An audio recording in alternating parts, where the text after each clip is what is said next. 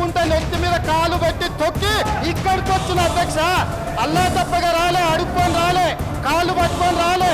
నేను సొంతంగా జడ్పీటీసీ గెలిచిన, నేను సొంతంగా ఎమ్మెల్సీ గెలిచిన అధ్యక్ష. ఆ తర్వాతనే రాజకీయ పార్టీలకు వచ్చిన.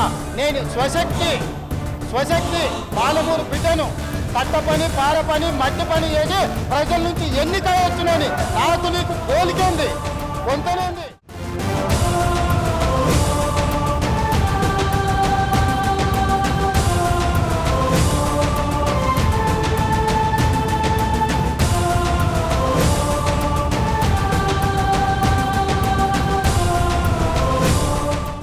ఇండిపెండెంట్ జెడ్పీటీసీ టు ముఖ్యమంత్రి. ఇది రేవంత్ రెడ్డి కెరీర్ గ్రాఫ్. మంత్రిగా పనిచేయకుండానే సీఎం కావడం కూడా ఓ స్పెషాలిటీ. తొలిసారి ప్రజాప్రతినిధిగా రేవంత్ రెడ్డి ఎన్నికై శనివారం జూలై 4వ తేదీకి 20 ఏళ్లు. ఈ సందర్భంగా ఆయన పొలిటికల్ కెరీర్లో టాప్ 10 మూమెంట్స్ ఏవో చూద్దాం. కాలేజ్ రోజుల్లోనే పొలిటికల్ జర్నీ మొదలుపెట్టారు రేవంత్ రెడ్డి. ఏబీవీపీ కార్యకర్తగా పనిచేశారు. ఆ తర్వాత తెలంగాణ రాష్ట్ర సమితిలో చేరారు. తెలంగాణ ప్రత్యేక రాష్ట్ర ఉద్యమంలో పాల్గొన్నారు. అయితే 2006 స్థానిక సంస్థల ఎన్నికల్లో ఇండిపెండెంట్ గానే బరిలోకి దిగారు రేవంత్. మహబూబ్ నగర్ జిల్లాలోని మిర్చిల్ నుంచి స్వతంత్ర అభ్యర్థిగా పోటీ చేసి జెడ్పీటీసీగా విజయం సాధించారు.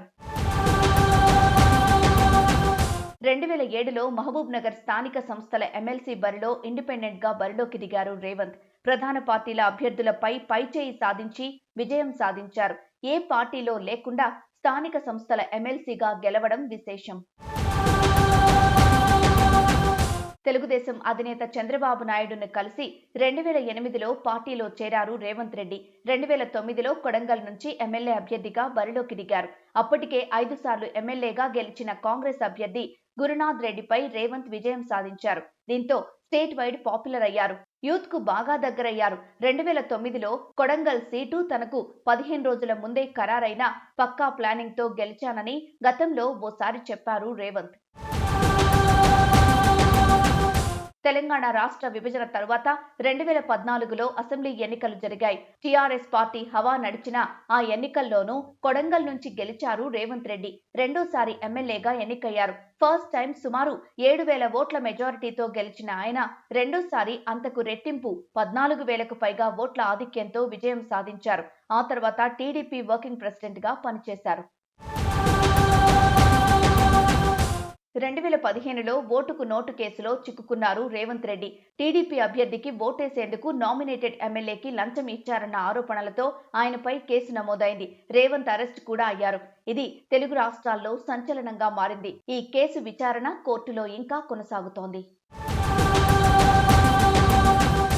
రాష్ట్రంలో చోటు చేసుకున్న రాజకీయ పరిణామాలతో 2017 అక్టోబర్లో టీడీపీని వీడారు రేవంత్ రెడ్డి. కాంగ్రెస్ అగ్రనేత రాహుల్ గాంధీ సమక్షంలో ఆ పార్టీలో చేరారు. ఏడాదిలోగానే 2018లో తెలంగాణ కాంగ్రెస్ వర్కింగ్ ప్రెసిడెంట్ గా నియమితులయ్యారు. 2018 డిసెంబర్లో జరిగిన అసెంబ్లీ ఎన్నికల్లో రేవంత్ రెడ్డికి ఎదురుదెబ్బ తగిలింది. కొడంగల్లో బీఆర్ఎస్ అభ్యర్థి చేతిలో ఓటమి పాలయ్యారు. తొలిసారి ఓటమి ఎదుర్కొన్నారు. ఎమ్మెల్యేగా ఓడి 6 నెలలు తిరగకుండానే ఎంపీ అయ్యారు రేవంత్ రెడ్డి. 2019 సార్వత్రిక ఎన్నికల్లో మల్కాజ్గిరి లోక్సభ నుంచి కాంగ్రెస్ అభ్యర్థిగా పోటీ చేసి విజయం సాధించారు. దేశంలోనే అతిపెద్ద నియోజకవర్గం నుంచి ఎంపీగా గెలిచి జాతీయ స్థాయిలో గుర్తింపు పొందారు. దీంతో కాంగ్రెస్ అధిష్టానంతో ఆయన రిలేషన్ బలపడింది. ఆయనపై అగ్రనేతలకు నమ్మకం మరింత పెరిగింది. 2021లో తెలంగాణ కాంగ్రెస్ అధ్యక్ష పదవిని దక్కించుకున్నారు రేవంత్ రెడ్డి. పార్టీలో చేరిన సుమారు 4 ఏళ్లలోనే టీపీసీసీ ప్రెసిడెంట్ అయ్యారు. ఆ తర్వాత మరింత దూకుడు పెంచారు. కీలక నిర్ణయాలు తీసుకున్నారు. పార్టీపై పట్టు మరింత పెంచుకున్నారు.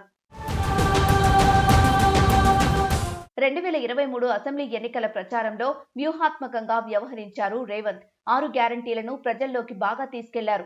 2 హయాంలు పాలించిన బీఆర్ఎస్ విఫలమైందంటూ దూకుడుగా ఆరోపణలు చేశారు. ప్రచారాన్ని ఎనర్జెటిక్ గా చేశారు.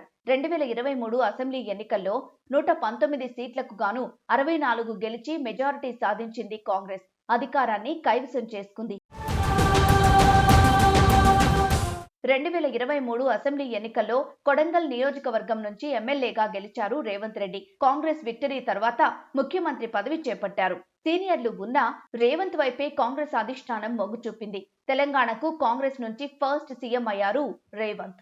ప్రజాప్రతినిధిగా ఎన్నికై 20 ఏళ్లు పూర్తయిన సందర్భంగా మిడ్జిల్కు శనివారం జూలై 4న వెళ్లనున్నారు ముఖ్యమంత్రి రేవంత్. తనను తొలిసారి ప్రజాప్రతినిధిగా గెలిపించిన మిడ్జిల్ ప్రజలకు ధన్యవాదాలు తెలియజేసేందుకు కృతజ్ఞతా వందనం సభలో పాల్గొననున్నారు.